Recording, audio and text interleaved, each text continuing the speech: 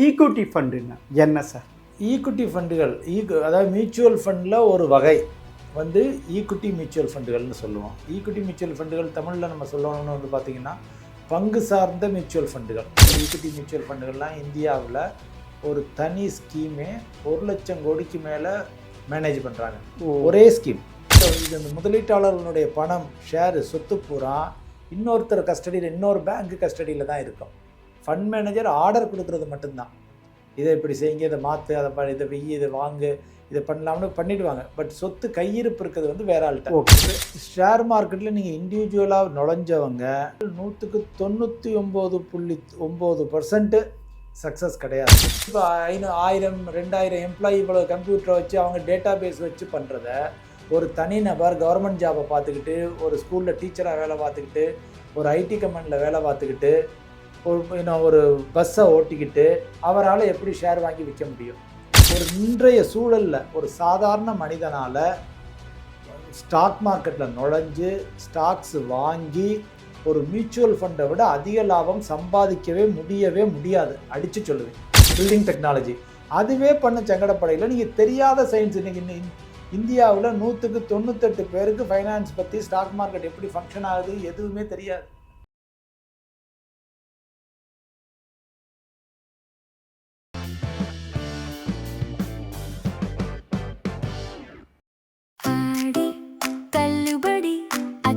பேரும் அல்லம்படி 6 முதல் 60% வரை ஆடி தள்ளுபடியுடன் super Saravana stores, Chennai, Madurai, Kovai. Gem TV நேயர்களுக்கு வணக்கம். பொருளாதார நிபுணர் சொக்கலிங்கம் பழனியப்பன் சந்திப்பவர். சார் வணக்கம் சார். வணக்கம். வணக்கம் சார். அதாவது இப்போ வந்து எல்லாத்தையுமே ரிஸ்க்கு தான், எங்கே போட்டாலும் பணத்தை ரிஸ்க்கு தான். இருந்தாலும் ரிஸ்க்கே எடுத்தால் தான் ரஸ்க்கு சாப்பிட முடியும் அப்படின்னு சார். போன வாட்டி நம்ம மியூச்சுவல் ஃபண்டு பார்த்தோம். கரெக்ட். இந்த வாட்டி நம்ம ஈக்விட்டி ஃபண்டுன்னா என்ன சார்? ஈக்விட்டி ஃபண்டுகள் அதாவது மியூச்சுவல் ஃபண்டில் ஒரு வகை வந்து ஈக்விட்டி மியூச்சுவல் ஃபண்டுகள்னு சொல்லுவோம். ஈக்விட்டி மியூச்சுவல் ஃபண்டுகள் தமிழில் நம்ம சொல்லணும்னு வந்து பார்த்திங்கன்னா பங்கு சார்ந்த மியூச்சுவல் ஃபண்டுகள், பங்குச்சந்தை சார்ந்த மியூச்சுவல் ஃபண்டுகள். ஸோ இன்றைக்கி அதுதான் இந்தியாவில் வந்து மிக மிக அதிகமாக முதலீடு செய்யப்படுறது மக்களால். இதில் வந்து என்னென்ன இருக்குது? பங்கு சார்ந்த மியூச்சுவல் ஃபண்டுகள், கடன் சார்ந்த மியூச்சுவல் ஃபண்டுகள், பத்திரம், பாண்ட்ஸு, ஃபிக்ஸட் டெபாசிட், அதில் இன்வெஸ்ட்மெண்ட் பண்ணுற மியூச்சுவல் ஃபண்டுகள். அதுக்கப்புறம் இன்டர்நேஷ்னல் ஃபண்டுகள், அப்புறம் கமோடிட்டிஸ், கோல்டு, சில்வர், அது மாதிரியான ஃபண்டுகள், அதில் முதலீடு பண்ணக்கூடிய ஃபண்டுகள். இது மாதிரி டிஃப்ரெண்ட் டைப்ஸ் இருக்குது. பட் இதில் மோஸ்ட் பாப்புலர் எது அப்படின்னு வந்து பார்த்தீங்கன்னா நீங்கள் இன்றைக்கி எடுத்திருக்க டாப்பிக்கு ஈக்விட்டி மியூச்சுவல் ஃபண்டுகள்.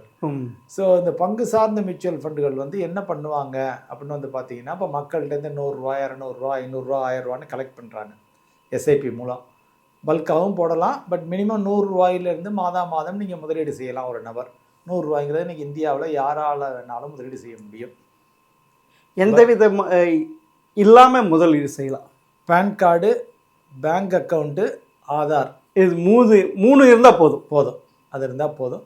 இதை வச்சு நம்ம தாராளமாக முதலீடு செய்யலாம்.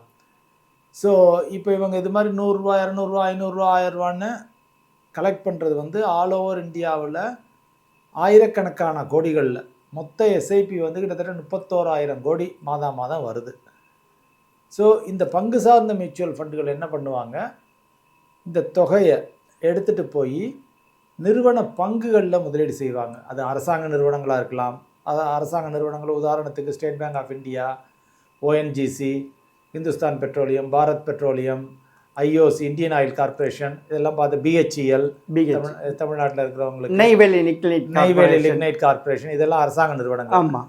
ஸோ நம்ம ப்ரைவேட் நிறுவனங்கள் பார்த்திங்கன்னா ஐசிஐசிஐ பேங்க்கு, ஹெச்டிஎஃப்சி பேங்க், ஆக்சிஸ் பேங்க்கு, ஐடிசி, இன்ஃபோசிஸ், டிசிஎஸ், இது மாதிரியான நிறுவனங்கள்லாம், ஆட்டோமொபைல்ஸ், டாடா, இது எல்லாமே. இது மாதிரி முன்னணி நிறுவன பங்குகளில் போய் அவங்க எடுத்துகிட்டு போய் டிவிஎஸ் குரூப் எல்லாம் இருக்குது தமிழ்நாட்டில், முருகப்பா குரூப் இருக்குது. ஸோ இந்த நிறுவனங்களில் வந்து அவங்க இந்த நிறுவன பங்குகளில் போய் முதலீடு செய்வாங்க. பல்காக ஒரே இதில் பண்ணாமல் பிரித்து போடுவாங்க. அதுதான் கரெக்ட். இப்போ என்னென்னா, இப்போ நீங்கள் ஷேர் வாங்கினீங்கன்னா போய் ஒரு கம்பெனி ஷேரை மட்டும் வாங்குவோம். ஆமாம். 100 ரூபாய்க்கு ஒரு கம்பெனி ஷேரை வாங்குறோன்னு வச்சுங்களேன். அது இன்றைக்கி அவ்வளோ ஈஸியாக போய் 100 ரூபா 50 ரூபாய்க்கு நீங்கள் ஷேரும் வாங்க முடியாது. சில சமயத்தில் அது இப்போ மாருதி எடுத்துக்கிட்டிங்கன்னா 13,000 14,000னு ரேட் இருக்குது. ஸோ அப்போ 100 ரூபாயை வச்சு நீங்கள் மாருதியை வாங்க முடியாது. ஆனால் மியூச்சுவல் ஃபண்ட் ரூட்டில் வரையில் உங்கள் போர்ட்ஃபோலியோவில் மாருதியும் இருக்கும். போர்ட்ஃபோலியோன்னு எதை சொல்கிறோம்னு வந்து பார்த்திங்கன்னா, ஒரு ஸ்கீம், ஒரு திட்டம். ஈக்விட்டி மியூச்சுவல் ஃபண்டுகளுக்குள்ள பல 100 திட்டங்கள் இருக்கின்றன. லார்ஜ் கேப்பு, பெரிய நிறுவன பங்குகளில் முதலீடு செய்கிறது. மிட் கேப்பு, நடுத்தர நிறுவன பங்குகளில் முதலீடு செய்கிறது. ஸ்மால் கேப்பு, சிறிய நிறுவன பங்குகளில் முதலீடு செய்கிறது. இப்போ சிறிய நிறுவனங்கிறது அதனுடைய மதிப்பே பார்த்திங்கன்னா 25,000 கோடி 30,000 கோடி. இப்போ நடுத்தர நிறுவனங்கிறது 80,000 90,000 கோடி, 70,000 80,000 90,000 அது மாதிரி. பெரிய நிறுவனங்கிறது 1.5 லட்சம் கோடி 2 லட்சம் கோடி இது மாதிரி. ஸோ அதனால் மியூச்சுவல் ஃபண்டுகள் முதலீடு செய்கிற எல்லா நிறுவன பங்குகளுமே ஒரு மாதிரி தரமான பங்குகள். எதுவும் டப்பா பங்குகள்னு சொல்லுவாங்க. டப்பா பங்குகள் எல்லாம் போய் முதலீடே பண்ண மாட்டாங்க. பட்டநாமம் போடுற இதில் எதுவும் கிடையாது. இருக்காது. அப்படிதான் சொல்லணும் சார். கரெக்ட். ஷேர் மார்க்கெட்டுன்னு அப்படிதான் சொல்லணும், வேற வழி இல்லை. கரெக்டு. ஸோ இப்போ இதை எடுத்துகிட்டு போய் அவங்க என்ன பண்ணுவாங்க, இந்த பணத்தை எடுத்துகிட்டு போய் அவங்க வந்து அந்த நிறுவன பங்குகளில் சதவீதத்தில் வாங்குவாங்க. எந்த சதவீதம் அப்படின்னு வந்து பார்த்திங்கன்னா, இப்போ ஈஸியாக இப்போ சில ஃபண்டுகள், ஈக்விட்டி மியூச்சுவல் ஃபண்டுகள்லாம் இந்தியாவில் ஒரு தனி ஸ்கீமே 1 லட்சம் கோடிக்கு மேலே மேனேஜ் பண்ணுறாங்க. ஒரே ஸ்கீமில் 1 லட்சம் கோடிக்கு மேலே எல்லாம் ஃபண்ட்ஸ் அண்டர் மேனேஜ்மெண்ட் இருக்குது ஒரே ஸ்கீமில். இப்போ நம்ம உதாரணத்துக்கு இலகுவாக சொல்கிறதுக்காக ஒரு ஃபண்டில் 1000 கோடி இருக்குதுன்னு வச்சுப்போம். 1000 கோடி இருக்குன்னா அவங்க என்ன பண்ணுவாங்க, இந்திய பங்குச்சந்தை, இந்திய பொருளாதாரத்தை பார்ப்பாங்க. இந்திய பொருளாதாரத்தில் ஓகே ஒரு 30% வந்து finance sector, banks, NBFC, other financial services company, அதே மாதிரி எல்லாம் இருக்காங்க பேங்க் செக்டார். அப்படின்னா அவங்க வந்து கிட்டத்தட்ட ஒரு 25%, 30 அல்லது 35% பேங்கிங்கில் போடுவாங்க. ஃபார்மாவில் ஒரு 10%, இன்ஃப்ராஸ்ட்ரக்சரில் 10%, எஃப்எம்சிஜின்னு சொல்லக்கூடிய ஃபாஸ்ட் மூவிங் கன்சியூமர் குட்ஸ் அதில் ஒரு 5% 7%. ஸோ இது மாதிரி ஒவ்வொரு துறைகளையும், ஆட்டோமொபைல் கம்பெனியில் ஒரு 7-8%, இது மாதிரி ஒவ்வொரு துறைகள்லையும் பிரித்து அதில் அந்த ஒவ்வொரு துறைக்குள்ளேயும் ஒரு 2 கம்பெனி 3 கம்பெனி பங்குகளை வாங்குவாங்க. ஆட்டோமொபைல்னு எடுத்துக்கிட்டிங்கன்னா Tata Motors, Maruti Suzuki, Ashok Leyland, Mahindra இது மாதிரிலாம், அதே மாதிரி இதெல்லாம் அதுக்குள்ளே எது பெஸ்ட்டாக இருக்குன்னு எது பெஸ்ட்டாக இருக்குன்னு பார்த்துட்டு ஆட்டோமேட்டிக்காக அதை வாங்கி அதைத்தான் நம்ம ஒரு போர்ட்ஃபோலியோன்னு சொல்கிறோம். ஒரு 1000 கோடி ஃபண்ட் இருந்துச்சுன்னா அதில் கிட்டத்தட்ட ஒரு 40 to 50 நிறுவன பங்குகள் இருக்கும். எல்லா துறையிலேருந்தும் இந்திய பொருளாதாரத்தை ரெப்ரசன்ட் பண்ணுற மாதிரி. ஸோ அவங்க தேவைப்பட்ட இந்த பங்குகளை, சில பங்குகளை விற்பாங்க, சில புது பங்குகளை வாங்குவாங்க. அந்த தினசரி அவங்க பார்த்துக்கிட்டே இருப்பாங்க, நிறுவனங்களுடைய வளர்ச்சி நல்லா இருக்கா, துறை நல்லா இருக்கா, எல்லாம் நல்லா இருக்கா அப்படின்னு பார்த்துக்கிட்டு இருப்பாங்க.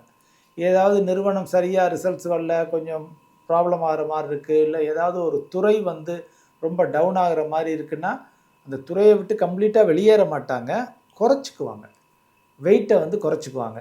10% இருந்துச்சு கொஞ்சம் நாளைக்கு முன்னால் வந்து பார்த்திங்கன்னா, ஐடி செக்டார் வந்து இண்டெக்ஸில் பொருளாதாரத்தில் ஒரு 10-12% பங்கு இருக்கும். ஆனால் ஐடி செக்டார் கொஞ்சம் பிரச்சனையாக இருக்குது, ஏன்னா ஏஐ எல்லாம் வர்ற மாதிரி இருக்குது அப்படின்னு எல்லோரும் ஒரு 6% கொண்டு வந்துட்டாங்க. 6% 7% அந்த ஒரு 3-4% குறைச்சிக்கிட்டாங்க. இப்போ திருப்பி கொஞ்சம் பிக்கப் ஆகிற மாதிரி தெரிஞ்சால் 10க்கு பதிலாக அதில் போய் 12-13. ஸோ எங்கே அதிகமான லாபத்தை என்னால் சம்பாதிக்க முடியும் அப்படின்னா அந்த ஃபண்ட் மேனேஜர், இந்த ஃபண்டை நிர்வகிக்கிறவருக்கு பேர் ஃபண்ட் மேனேஜர். சார். ஸோ இப்போ இவங்க அவர் லைசன்ஸ் செபியால் இது பண்ண எல்லாமே குவாலிஃபிகேஷன் வேணும், ரிசர்ச் சேனல் எல்லாத்துக்கும் எக்ஸாம் எழுதணும், எல்லாம் பண்ணி எல்லா டோட்டல் இந்த சிஸ்டமே வந்து பார்த்தீங்கன்னா கம்ப்ளீட்லி ரெகுலேட்டட் பை செபி.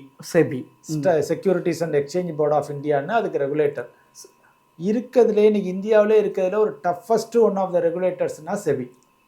யாரும் ஈஸியாக திருடு பண்ணிட்டோ களவு பண்ணிட்டோ ஈஸியாக தப்பிச்சு போக முடியாது, போக வாய்ப்பு இல்லை. ஓகே, அர்ஷத் மேத்தா மாதிரி யாரும் உருவாக முடியாது. ஓகே, ஸோ அந்த அளவுக்கு டைட்டாக வச்சுருக்காங்க. அப்பப்போ சின்ன சின்ன மிஸ்டேக் நடக்கணும் இல்லைங்களா, அதை உடனே ரெக்டிஃபை பண்ணிவிடுவாங்க, உடனே சரிபட்டு யார் அதை தண்டிக்கப்படுவார்கள். அவங்க திருப்பி 5-10 வருஷம் 20 வருஷத்துக்கு இந்த பங்குச்சந்தைக்குள்ளே நுழைய முடியாது, எந்த டைரக்டர்ஷிப்பும் வச்சுக்க முடியாது, அது மாதிரி பேன் பண்ணிடுவாங்க, பெனால்ட்டி போடுவாங்க, எல்லாம் நடக்கும். சில சமயத்தில் அரெஸ்ட் கூட ஆகலாம். இதெல்லாம் சத்தியம் அது மாதிரி சத்தியம் கம்ப்யூட்டர்ஸ் மாதிரி. ஸோ இந்த பங்குச்சந்தை, மியூச்சுவல் ஃபண்ட் திட்டங்கள் இது எல்லாமே வந்து செபி வரையறைக்குள் வருது. அதனால் மக்கள் இதனால் என்ன அட்வான்டேஜ்னா, மக்கள் பயப்படாமல் முதலீடு செய்யலாம். ஓ, அதுதான் கேட்குறேன் சார். என்னுடைய பணம் காணாமல் போயிருமோ ஆமாம், அப்படின்றது அந்த பிரச்சனை இங்கே இல்லை. அது வந்து சேஃப்டி ரிஸ்க்கு கிடையாது. இப்போ சில சமயம் நாங்கள் சீட்டு கம்பெனியில் போட்டியும் பணம் போயிடுச்சு, காணாமல் போயிடுச்சு. ஆமாம் சார். அல்லது யாரோ லேண்டு வாங்குறோம்னு சொல்லி போட்டாங்க, ஆமாம், மாதம் சீட்டு கட்ட சொன்னாங்க, அவன் எடுத்துகிட்டு போயிட்டேன், இப்போ எனக்கு ஒன்றுமே தரல. அது மாதிரி ஜுவல்லரி, அது மாதிரி ஜுவல்லரி, ஆமாம், ஷாப் அது மாதிரி பண்ணிடுவாங்க. மாதம் நகைச்சீட்டு கட்டினா அது கடையை மூடிட்டு போயிட்டாங்க. அந்த மாதிரி பிரச்சனைகள் வந்து மியூச்சுவல் ஃபண்டுகளில் வரவே வராது. 100%, 99.99%, 99.99% வர சான்ஸ் இல்லை, வாய்ப்பு இல்லை. ரேர் இஃபட்டால் அப்படி பணத்தை யாரும் எடுத்துகிட்டு ஓட முடியாது. ஏன்னா மியூச்சுவல் ஃபண்டுகளுடைய அமைப்பு அப்படி இருக்குது. கட்டமைப்பு அது மாதிரி கட்டமைப்பு அதே மாதிரி வச்சு நம்ம ஃபண்ட் மேனேஜர்னு சொல்கிறோம்ல, அது அவர் ஏமாத்திட்டு போயிடுவாரு பயமா இருக்கு. இல்லை, அதுதான் கேட்கல. அவர் வந்து வாங்க விற்க ஆர்டர் கொடுக்கலாம், மேனேஜ் பண்ணலாம். ஆனால் இந்த ஷேர் எல்லாம் அவர் கையில் இருக்காது. அது கஸ்டடியன்ஸ்னு சொல்லி வேறு பேங்க்கு கிட்ட இருக்கும். வேறு பேங்க்கு, அது இப்போ ஒரு ஐசிஐசிஐ பேங்க் அவங்க மியூச்சுவல் ஃபண்ட் நடத்துகிறாங்கன்னா அவங்க பேங்க்லேயே கஸ்டடியனாக வச்சுக்க மாட்டாங்க. வேறு பேங்க், ஸ்டேட் பேங்க்கு, கோட்டக் பேங்க்கில் தான் கஸ்டடியனாக கொடுப்பாங்க. ஸோ இந்த முதலீட்டாளர்களுடைய பணம், ஷேரு, சொத்து பூரா இன்னொருத்தர் கஸ்டடியில், இன்னொரு பேங்க்கு கஸ்டடியில் தான் இருக்கும். ஃபண்ட் மேனேஜர் ஆர்டர் கொடுக்குறது மட்டும்தான். இதை இப்படி செய்யுங்க, இதை மாற்று, இதை வெய்ய, இதை வாங்கு, இதை பண்ணலாம்னு பண்ணிவிடுவாங்க. பட் சொத்து கையிருப்பு இருக்கிறது வந்து வேற ஆள்கிட்ட. இப்போ கஜானா சாவி வேற ஆள்கிட்ட இருக்குங்கிறவங்கள. ஆமாம், இப்போ கோயிலில் இல்லை கோவில் அதாவது கஜானஸை திருடுங்கிட்டே கொடுத்துட்டு திருட மாட்டான். இப்போ அது இப்போ ஒருத்தங்க கையில், ஒரு கமிட்டி கையில் இருக்கும், ரெண்டு பேரும் சாவி வச்சுருப்பாங்க, 3 பேர். ஆமாம், வந்து திறந்தா தான் திறக்கும். அது லாக்கரில், சேஃப் லாக்கரில், பேங்க்கில் அப்படி தானே. அதே மாதிரி. ஸோ இப்போ அதே மாதிரி இங்கே வந்து இது இப்போ கஸ்டடியன் வேற ஆள், ஃபண்டு மேனேஜர் ஆர்டர் பண்ணுறது, ஃபண்ட் மேனேஜருக்கு மேலே ரிஸ்க் மேனேஜ்மெண்ட் டீமு, அவருக்கு கீழே ரிசர்ச் டீமு. இப்போ ஸோ ரிஸ்க் மேனேஜ்மெண்ட் டீம் வந்து ஃபண்ட் மேனேஜர் கரெக்டாக தான் செய்கிறாரான்னு கண்காணிச்சிக்கிட்டே இருப்பாங்க. சட்டத்திட்ட மீறல்கள் இருக்கான்னு பார்ப்பாங்க. அந்த இருக்கிற ஃபண்ட் ஹவுஸ், அந்த ஃபண்ட் மேனேஜர் ஆஃபீஸ்க்குள்ளே நுழைஞ்சிட்டாருன்னா பேசுகிறது பூரா ரெக்கார்டிங். சொந்த மொபைலை உள்ளே எடுத்துகிட்டு போகக்கூடாது, லேண்ட்லைனில் தான் பேசணும். கம்ப்யூட்டரில் போகிறது வர்றது எல்லாம் மானிட்டர் செய்யப்படுகிறது. ஓகே. ஸோ இது மாதிரி எல்லா வகையிலையுமே வந்து சட்டத்திட்டங்கள். ஆனால் சந்தை ஏற்ற இறக்கத்தை வந்து முதலீட்டாளர்கள் தான் எடுத்துக்கணும். அந்த ரிஸ்க்கு ஷேர் ப்ரைஸ் ஏறுது, இறங்குது, மார்க்கெட்டு விழுகுது, ஏறுது, ஏறினாலும் அவங்கள சேர்ந்தது, இறங்குனாலும் அவங்கள சேர்ந்தது. ஓகே. அப்போனா இந்த ஃபண்ட் மேனேஜர் மூலமாக போகிறது தான் பெஸ்ட்டு. இண்டிவிஜுவலாக நம்ம போயிட்டு இதில் போகிறது ஷேர் மார்க்கெட்டில் நீங்கள் இண்டிவிஜுவலாக நுழைஞ்சவங்க 100க்கு என்னால் சொல்ல முடியும், சாதாரண மக்கள், பெரிய எக்ஸ்பர்ட்டை விட்டுருங்க, சரி, சாதாரண மக்கள் 100க்கு 99.9% சக்ஸஸ் கிடையாது, ஃபெயிலியர் தான். அவங்க பீட் பண்ண முடியாது ஃபண்ட் மேனேஜரை. ஏன்னா ஃபண்ட் மேனேஜர் அவர் கீழே ரிசர்ச் அனலிஸ்ட், ஐஐஎம், ஐஐடியில் படித்த ஆட்கள் 20 பேர் 30 பேர் research analyst, fund management team, risk management team, management team, இப்போ சேல்ஸ் ஃபோர்ஸு, இவ்வளவும் வச்சு இப்போ 1000 2000 எம்ப்ளாயி இவ்வளோ கம்ப்யூட்டரை வச்சு அவங்க டேட்டா பேஸ் வச்சு பண்ணுறத ஒரு தனிநபர் கவர்மெண்ட் ஜாபை பார்த்துக்கிட்டு, ஒரு ஸ்கூலில் டீச்சராக வேலை பார்த்துக்கிட்டு, ஒரு ஐடி கம்பெனியில் வேலை பார்த்துக்கிட்டு, ஒரு பஸ்ஸை ஓட்டிக்கிட்டு அவரால் எப்படி ஷேர் வாங்கி விற்க முடியும்? நீங்கள் சொல்லுங்கள். இதில் வர சோஷியல் மீடியாவில் வச்சு இது வருது அது வருது வச்சு போட்டு இல்லை, பல பேர் இப்படி தான் போடுறாங்க. இல்லை, பல பேர் சோஷியல் மீடியாவில் சொல்கிறாங்க. பல பேர் வந்து நீங்கள் நேர ஷேராக வாங்க. ஆனந்த் சீனிவாசன் ஒருத்தர் இருக்காரு, ஆமாம், அவரை போன்ற ஆட்களும் சரி, மதுரை வீரன் போன்ற ஆட்களும் சரி, இவங்கெல்லாம் வந்து பார்த்தீங்கன்னா நேரையே எல்லாரையும் நீங்கள் பங்குகள் வாங்க 20 வருஷத்தில் பணக்காரனா எல்லாம் 20, அதெல்லாம் சும்மா பேச்சு சொல்லலாம். சக்ஸஸ் ஒரு சில பேர் ஆளானா இல்லைங்கள. சாதாரண மனுஷன் எப்படிங்க? நம்ம இன்னைக்கு ஐடியில் ஒரு ஆள் இருக்காருன்னு வைங்க, அவர் ஐடியில் ஆர்டிஃபிஷியல் இன்டெலிஜென்ஸை பற்றி படித்து அவர் ஜாபை காப்பாற்றிக்க பார்ப்பாரா, ஸ்டாக் மார்க்கெட்டை பற்றி பூரா படித்து அது பூரா தோண்டி எடுத்து புக்கெல்லாம் படித்து அது எக்ஸ்பர்ட் ஆகிறதுக்கு 5 வருஷம் 10 வருஷம் ஆகிடும். நீங்கள் ஸ்டாக் மார்க்கெட்டை கரெக்டாக கற்றுக்கிறதுக்கு 5 to 10 வருஷம் ஆகும். ஈஸி கிடையாது. அடிபட்டு உள்ளே நுழைஞ்சு வாங்கி பணத்தை கரியாக்கி தோத்து ஜெயிச்சு 2 மார்க்கெட் சைக்கிளை ஏற்ற இறக்கத்தை பார்த்து இவ்வளவும் பார்த்து கற்றுக்க வேண்டியது அது ஒரு வாழ்க்கை பாடம். அதாவது ஒரு முழு டாக்டர் 1000 பேர் சாவடிச்சது முழு டாக்டர் ஒரு பழமொழி சொல்லுவாங்க இங்க. அதுதான் அதான் இப்போ இவங்களை மாதிரி ஆட்கள் ஒரு ஆனந்த் ஸ்ரீனிவாசன் அல்லது மதுரை வீரன் இந்த மாதிரி பல பேர் இருக்காங்க, நிறைய பேர் இருக்காங்க. மக்களை ஸ்டாக் வாங்க நான் தப்பு இல்லை, நல்லா வாங்கட்டும், அவங்க சொல்கிறது நான் முழுசாக தப்புன்னு சொல்ல. பட் ஒரு இன்றைய சூழலில் ஒரு சாதாரண மனிதனால் ஸ்டாக் மார்க்கெட்டில் நுழைஞ்சு ஸ்டாக்ஸ் வாங்கி ஒரு மியூச்சுவல் ஃபண்டை விட அதிக லாபம் சம்பாதிக்கவே முடியாது, அடித்து சொல்லுவேன். It is next to impossible. இது ஷேரில் முடியாதுன்றீங்க. நேரடியாக ஷேர் மார்க்கெட்டில் நுழையிறவங்க மியூச்சுவல் ஃபண்ட் ரிட்டர்னை விட அவங்க அதிகமாக சம்பாதிக்கிறாங்கன்னு சொல்லுங்கள். லட்சத்தில் கோடியில் 2 பேர் 4 பேர் யார் எடுத்தாலும் வாரன் பஃபட் இருப்பாங்க. உலகத்துக்கே வாரன் பஃபட். ஆமாம் சார். அவர் வச்சிருக்கதே 160 கம்பெனி 200 கம்பெனி ஷேரை வச்சிருக்காரு. ஓகே, நேரடியாக ஸ்டாக்ல முதலீடு செய்கிறது. அப்போ அவருடைய கம்பெனியை லிஸ்ட் பண்ணி அவருக்கு ஒரு டீம் இருக்குது, அவர் வச்சிருக்காரு, அவர் பண்ணுறாரு. அவர் எவ்வளோ 40 வருஷம் எக்ஸ்பீரியன்ஸு, 50 வருஷம் எக்ஸ்பீரியன்ஸு. நீங்கள் இன்னைக்கு 20 வயசு பையனையும் 25 வயசு பையனையும் ராகேஷ் ஜுன்ஜுன்வாலாவை சொல்லுவாங்க. ஆமா, ராகேஷ் ஜுன்ஜுன்வாலா எவ்வளவு ஷேர்ல தோத்துருக்காருன்னு யாருக்காச்சும் தெரியுமா? தெரியாது. அவர் ஜெயிச்சது டைட்டன் கம்பெனி ஷேரை வாங்கி வச்சு அதை உடனே எல்லாரும் சொல்லுவாங்க ஜெயிச்சிட்டாருன்னு. அவரே எத்தனையோ கம்பெனி ஷேரை வாங்கி தோத்துருக்காரு. ஸோ அதாவது சாதாரண மக்களுக்கு புரிகிறது என்ன, அல்லது இந்த யூடியூபர்ஸுக்கும் புரியாமல் இருக்குது என்னென்னு பார்த்தீங்கன்னா, portfolio approach is the best approach. அதை டெய்லி ஒருத்தர் மானிட்டர் பண்ணி, ஒருத்தர் இல்லை ஒரு டீம் ஆஃப் பீப்புள் மானிட்டர் பண்ணி இதை வாங்கலாமா விற்கலாமா, இது க்ரோத் இருக்கா இல்லையா, செக்டர் இன்டர்நேஷ்னல் த்ரெட் என்ன இருக்குது, ஆயில் ப்ரைஸ் ஏறிச்சுன்னா இந்த கம்பெனி ஷேர் அடிபடுமா ஏறுமா, இவ்வளவையும் பார்த்து ஆலோசித்து நம்ம டெய்லி நான் ஒரு பலசரை கடை நடத்துகிறோம்னு வச்சுங்களேன், பலசரை கடையில் வர்றவனுக்கு நல்ல சர்வீஸ் பண்ணுற பார்ப்போனா, இல்லை நான் போய் அந்த பலசரை கடை டயத்தை விட்டுட்டு போய் ஷேர் வாங்க பார்ப்போனா. இப்போ நீங்கள் ஷேரே நேரடியாக வாங்குறீங்கன்னு வச்சுங்க, அதுதான் சக்ஸஸ்ஃபுல்லாகவும் இருக்கீங்கன்னு வச்சுங்க, அது நீங்கள் செலவழிக்கிற டயத்துக்கு ஒரு காஸ்ட் இருக்குல்ல. ஆமாம். ஸோ சக்ஸஸ்ஃபுல்லாக இருக்கிறவங்க, ஏன்னா இப்போ நாங்களே இப்போ இங்கே வெல்த் மேனேஜ்மெண்ட் நிறைய பேர் வர்றாங்க. இப்போ இன்க்ரீசிங்லி வர்ற குரூப் என்ன சார், இவர் சொன்னதை பார்த்து வாங்கினேன். இப்போ ஒரு 3 நாளைக்கு முன்னால் வந்தாங்க, இவங்க ஆனந்த் ஸ்ரீனிவாசன் சார் சொன்னார்னு சொல்லி வாங்கினேன் சார், ஷேராக வாங்கிட்டுருக்கேன், கிட்டத்தட்ட 1 கோடி ரூபாய்க்கு வாங்கிட்டேன். 1 கோடி ரூபாய்க்கு வாங்கிட்டு அது என்னால் மேனேஜ் பண்ண முடியல, எந்த ஷேர் இறங்குது எந்த ஷேர், நான் ஐடியில் இருக்கேன் சார், இப்போ என் வேலை போகிற நிலைமையில் இருக்குது, போதுமா அதுமான்னு, நான் இப்போ ஷேரை வச்சுட்டு என்ன சார் பண்ணுறது, எனக்கு மியூச்சுவல் ஃபண்டில் இருந்துச்சுன்னா கூட எனக்கு நான் பென்ஷன் மாதிரி எடுத்துக்கலாம், மாதம் எஸ்டபிள்யூபியில் எடுத்துக்கலாம். இப்போ இந்த ஷேரில் நான் எந்த ஷேரை போய் விற்பேன் சார், எதை விற்கணும். ஸோ இப்போ அவங்களுக்கே குழப்பம். இப்போ என்ன சொல்கிறாங்க, இப்போ இந்த ஷேரை பூரா நான் விற்றுட்டு மியூச்சுவல் ஃபண்டாக கன்வெர்ட் பண்ணிக்கிறேன், எனக்கு அது சேஃபாக தெரியுது, இது என்னையால் இது பார்க்க முடியலை, என்னையாவது தினசரி கவனிச்சுக்கிட்டு இருக்க முடியல, ரொம்ப கஷ்டமாக இருக்குது அப்படின்ட்டு. இப்போ இது நிறைய பேர் இப்போ இந்த மாதிரி வர ஆரம்பிச்சிட்டாங்க. ஏன்னா எல்லாரும் ஏற்றி உடையில் போய் வாங்குறாங்க. உடனே அந்த வேகம் ஒரு டிமாட் அக்கௌண்ட் ஓப்பன் பண்ணி பணம் லட்சக்கணக்கு ஆயிரக்கணக்கு கோடிக்கணக்கில் வாங்குறாங்க.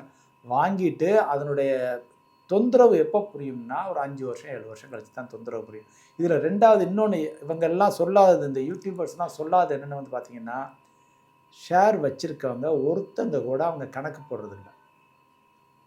நான் வருஷத்துக்கு எவ்வளவு ஏர்ன் பண்ணியிருக்கேன், கூட்டு வட்டி அடிப்படையில் எவ்வளவு ஏர்ன் பண்ணியிருக்கோம்னு 100 பேர் ஷேர் மார்க்கெட்டில் இன்வெஸ்ட்மெண்ட் பண்ணுறாங்கன்னா 99 பேர்கிட்ட கணக்கு இல்லை.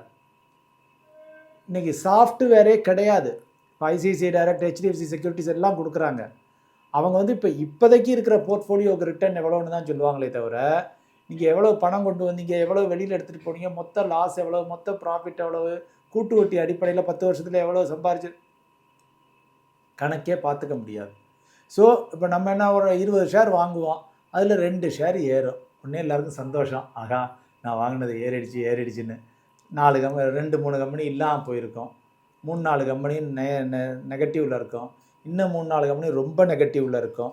மொத்தத்தில் கூட்டி கழித்து பார்த்தீங்கன்னா ஒரு ஃபண்ட் மேனேஜர் வேலையை நம்ம ஏன் செய்யணும்னு கேட்குறேன். இப்போ ஏங்க நீங்கள் பில்டிங்கே கட்டுறது இல்லைங்க, நீங்கள் எத்தனை பேர் வீடு கட்டுறாங்க சொந்தமாக? ஃபண்ட் மேனேஜ்மெண்ட்டை விட ஸ்டாக் மார்க்கெட்டை விட ஈஸியானது வீடு கட்டுறது. ஏன் கட்ட மாட்டேங்கிறாங்க? எல்லாரும் தனி வீடு கூட வேண்டாம்ட்டு ஃப்ளாட்டு வாங்க போகிறாங்களேங்க. ஆமாம். எதுக்காக? அந்த தொந்தரவே எனக்கு வேண்டாம்ட்டு தானே. ஆமாம். போய் என்னையோட லேபரோட கட்டி அடிக்க முடியாது, எது நான் இதை போய் புதுசாக கற்றுக்க முடியாது, எந்த கடையில் வாங்கணும்னு தெரியாது, எங்கே அப்ரூவல் வாங்கணும்னு தெரியாது. தொந்தரவே வேண்டாமியா, நான் ஃப்ளாட்டை வாங்கிட்டு போயிடணும்னு வாங்குறாங்கல்ல. ஆமாம். மொத்தமாக எனக்கு எவ்வளோ கொடுக்கணும், 50 லட்சமா பிடிச்சிக்க, எனக்கு வீடை கூடியா, நான் லோன் எடுத்து நான் கட்டிக்கிறேன் அப்படின்னு.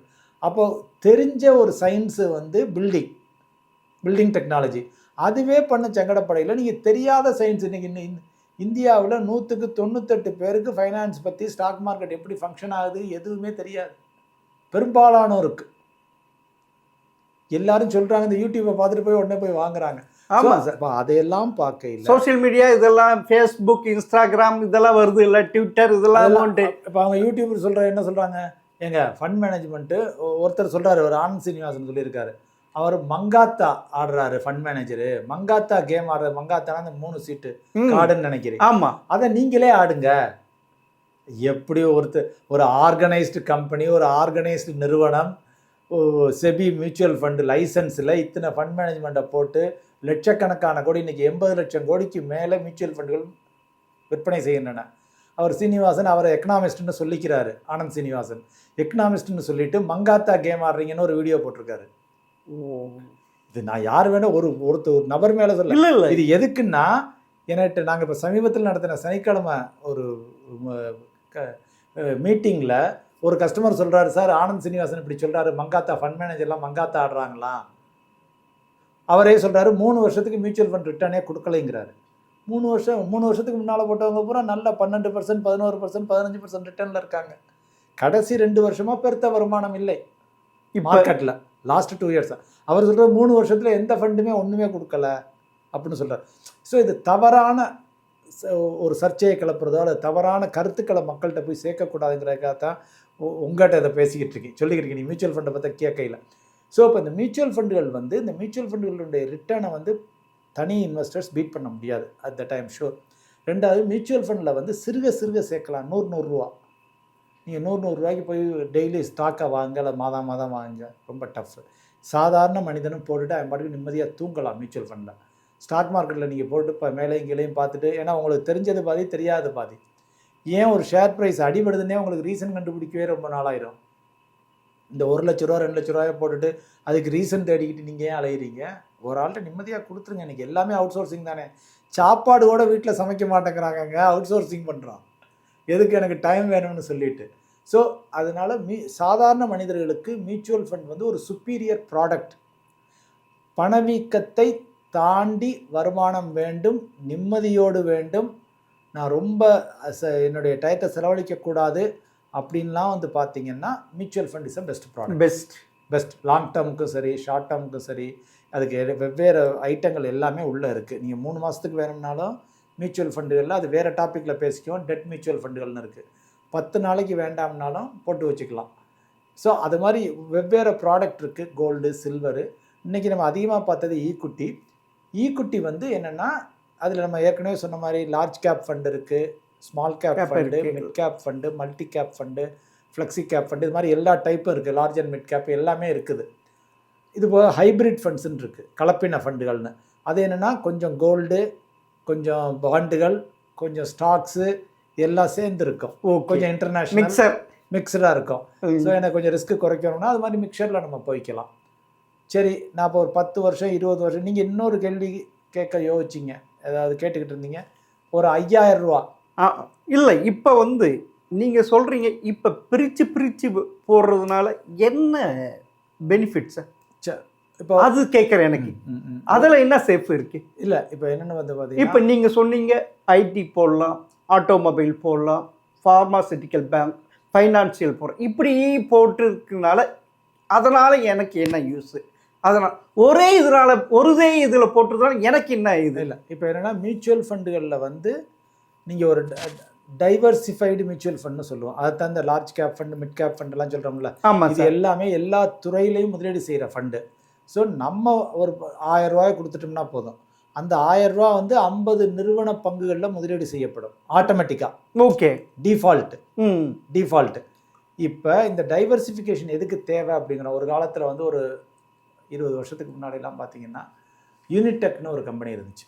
யூனிடெக் ஒரு டெல்லியில் அந்த சைடில் ரியல் எஸ்டேட் பெரிய கம்பெனி. ஷேர் 10,000 ரூபாய்க்கு போச்சு ஒரு ஷேரு.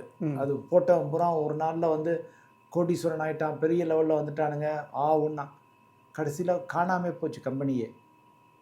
ஜேபி அசோசியேட்ஸ்னு ஒரு கம்பெனி இருந்துச்சு, நிறைய எஃப்டியெல்லாம் வாங்கினாங்க. அந்த இது ஆக்ரா டோல்வே எல்லாம் கட்டினாங்கன்னு நினைக்கிறேன், உத்தரப்பிரதேஷ்ல எல்லாம். அவங்களாம் இருந்த இடமே தெரியல.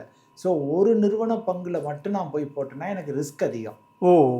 இங்கே வந்து இப்போ நான் ஒரு மியூச்சுவல் ஃபண்டில் போடுறதுனால அந்த மியூச்சுவல் ஃபண்ட் இன்டர்ன் வந்து 50 நிறுவன பங்குகளை வாங்குது.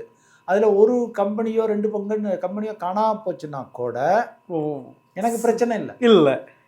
நான் முதலீடு பண்ண 48 கம்பெனி நல்லா இருக்குது, ஒரு கம்பெனி அப்படி. ஆனால் ஒன்று அது மொத்தமே போயிடும். அது போயிடுச்சு, போட்ட முதலீடே போயிடும், கம்ப்ளீட்டாக போயிடும். ஸோ இப்போ இதில் வந்து இந்த அட்வான்டேஜ் இருக்குது. அதனால உங்கள் பணம் வந்து தொலைஞ்சு போகாது. மியூச்சுவல் போட்டிங்கன்னா தொலைஞ்சு போகாது. ஓகே, கொஞ்சம் ஏற்றம் இருக்கும் இறக்கம் இருக்கும். லாங் டேர்மில் வந்து ஒரு 12% வருஷத்துக்கு கிடைக்குமானா தாராளமாக கிடைச்சிடும். அதாவது மியூச்சுவல் ஃபண்டில் லாங் டேர்மில் போகிறது பெனிஃபிட்ஸ் பெஸ்ட்டு. ஈக்விட்டி மியூச்சுவல் ஃபண்டுகளில் வந்து லாங் டேர்மில் ஒரு 5 வருஷத்துக்கு மேலே தேவைப்படாத பணத்தை போட்டோம்னா நல்ல வருமானம் கிடைக்கும். அப்போனா இந்த லாங் டைம் மியூச்சுவல் ஃபண்டு யாருக்கு போட்டால் நல்லா இருக்கு? நல்லது சார். சரி, ஜென்ரலாக இளைஞர்கள் இருக்காங்க. ஆமாம், இப்போ நம்ம ஒரு 20, 22 வயசு 25 வயசுனே வச்சுங்க, 25லேருந்து 60 வரைக்கும் சம்பாதிக்கிறாங்க. ஆமாம், ஒரு 35 வருஷம் சம்பாதிக்கிறாங்க. அப்புறம் அவங்க ஒரு 50 வயசுக்கு மேலே பிள்ளைங்க படிப்பு செலவு, கல்யாண செலவு வருது. 60 வயசுக்கு மேலே அவங்க ரிட்டையர்மெண்ட்டு செலவெல்லாம் வருது. ஸோ இப்போ அப்படிலாம் இருக்கையில் நான் இந்த இன்னும் 25 வருஷம் 35 வருஷம் நான் சம்பாதிக்கிறேன் இல்லையா, சம்பாதிக்கையில் என் செலவு போக மிச்சமாகும். அந்த மிச்சமாகிற பணத்தை நான் வந்து மாதம் சேமிச்சுக்கிட்டே வந்தேன்னா மியூச்சுவல் ஃபண்டில் போட்டுகிட்டே இருந்தேன். 50 வயசுக்கு மேலே என்னுடைய பிள்ளைகளின் காலேஜ் படிப்புக்கு எடுத்துக்கலாம், திருமண செலவுக்கு எடுத்துக்கலாம், அல்லது 60 வயசுக்கு மேலே ரிட்டையர்மெண்ட் ஆகல ஒரு பென்ஷன் மாதிரி மாதம் எடுத்துக்கலாம். SWPன்னு சொல்லுவோம், சிஸ்டமேட்டிக் வித்ட்ராவல் பிளான். ஸோ இது எல்லாமே வந்து அதில் பாசிபிள். இல்லை நான் ஒரு 5 வருஷம் 10 வருஷத்தில் ஒரு வீடு வாங்க போகிறேன், அப்போ நான் டவுன் பேமெண்ட் போடணும், எனக்கு ஒரு 20 லட்ச ரூபா வேணும். அதுக்கு நீங்கள் ஒரு 25 வயசுலேருந்து சேமிங்க, ஒரு 30-32 வயசில் சேர்ந்ததை எடுத்து ஒரு 10 வருஷத்துக்குள்ளே 5 to 10 இயர்ஸ்க்குள்ள அப்படி போட்டு நல்ல க்ரோத் இருக்கும். அதுக்கு அதை கொடுத்து ஒரு வீடை வாங்கிக்கோங்க, காரு வாங்க, பைக் வாங்க, எது வேணாலும் வாங்கிக்கோங்க. எதுக்காக இது சொல்கிறோம்னா, இப்போ பேங்க் ஃபிக்ஸட் டெபாசிட்லாம் 6 to 7% தான், இந்த ரேஞ்சு தான். ஆமாம், இங்கே வந்து உங்களுக்கு ஒரு 12% லாங் டேர்மில் கிடைக்க வாய்ப்பு இருக்கிறது. அதாவது 100% கேரண்டின்னு இல்லை. இதுக்கு முன்னால் 12% கொடுத்துருக்கானா அதை விட அதிகமாகவே கொடுத்துருக்கு கடந்த 30 வருஷம். ஆமாம் சார், அதில் நிறைய பேர் லாங் டேர்ம் பார்த்தீங்கன்னா 17%, 20%, 22% அப்படி கூட கொடுத்துருக்கு மியூச்சுவல் ஃபண்ட். இப்போ அதுமே கொடுக்குது இல்லை, கொடுக்க வாய்ப்பு இருக்கிறது, நல்லா கொடுக்கும். ஆனால் அரசாங்கம் செபியினுடைய ரெகுலேஷன் படி நாங்கள் இது மாதிரி மீடியாவிலாம் பேசையில் அல்லது ஒரு எஸ்டிமேஷன் கொடுக்கையில் ஒரு 12%, 13% இந்த அளவு தான் இப்படி தான். இல்லை சொல்லியிருக்காங்க, நாங்கள் கேள்விப்பட்டிருக்கேன். இது மோர் தென் 17, 20, 25, 28, 32% கூட கொடுத்துருக்கு மியூச்சுவல் ஃபண்ட். அட் டைம்ஸ்ல கொடுத்துருக்குன்றாங்க. ஆனால் இப்போ வந்து கேரண்டி 12% அந்த இது இருக்கு. கேரண்டின்னு சொல்லக்கூடாது, மாட்டி ஒரு அசம்ஷன் வந்து ஒரு 12% கிடைக்குமானா கிடைக்கவே வாய்ப்பு இருக்கிறது. ஏன்னா இதுக்கு முன்னால் அதை விட நல்லா இருந்திருக்கு. அதை எதை வச்சு சொல்கிறோம் 12%, அதையும் சொல்லியாரு. இந்தியாவுடைய இன்னைக்கு வளர்ச்சி வந்து ஒரு 6-7% இருக்கு. ஆமாம், 7% இருக்கு. ஆமாம், பணவீக்கம் வந்து ஒரு 5% இருக்கு. ஆமாம், இது ரெண்டையும் சேர்த்தீங்கன்னா ஒரு 12%. ஓகே, 11, 12. இது வந்து நாட்டினுடைய பொருளாதார வளர்ச்சி. இந்த பொருளாதார வளர்ச்சி வந்து நிறுவன பங்குகளினுடைய விலையில தெரிஞ்சிடும். ஏன்னா இந்த அளவு growth இருக்குன்னா எல்லா நிறுவனமும் அந்த 10-11% growth ஆகுது. இதுல ஃபண்ட் மேனேஜர் இன்னும் கொஞ்சம் நல்லா வேலை பார்க்கல 12-13 அவரால் ஈஸியாக கொடுக்க முடியும். அதுதான் அந்த அசம்ஷனுடைய பேசிஸ் வந்து இதுதான். ஓகே சார், அதாவது ஈக்விட்டி ஃபண்டில் பற்றி ரொம்ப டீட்டெயிலாக எங்களோடு பகிர்ந்து கொண்டு மிக்க நன்றி சார். நன்றி.